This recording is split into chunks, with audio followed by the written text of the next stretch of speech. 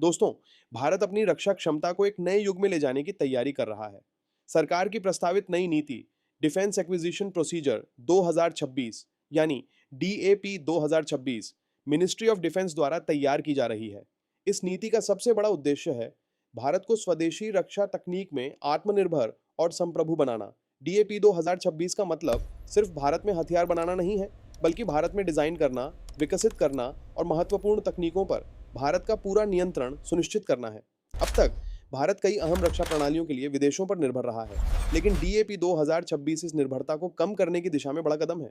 नई नीति में बाय इंडियन आईडीडीएम श्रेणी को सर्वोच्च प्राथमिकता दी जाएगी, यानी सरकार सबसे पहले उन्हीं हथियार प्रणालियों को खरीदेगी जो भारत में डिजाइन, विकसित और निर्मित की गई हों। इससे भारतीय कंपनियों को बड़ा बाजार मिलेगा और रक्षा स्टार्टअप्स को आगे बढ़ने का मजबूत मौका मिलेगा। डीएपी 2026 में निजी क्षेत्र, एमएसएमईज और स्टार्टअप्स की भूमिका बढ़ाई जाएगी ताकि इनोवेशन तेजी से हो और नई तकनीकें जल्दी सेना तक पहुंच सकें।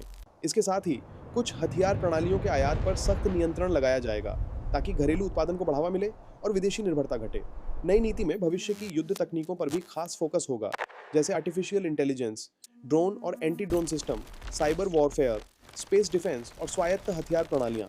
रणनीतिक रूप से यह नीति भारत को वैश्विक मंच पर ज्यादा मजबूत बनाएगी और रक्षा निर्यात के नए रास्ते खोलेगी।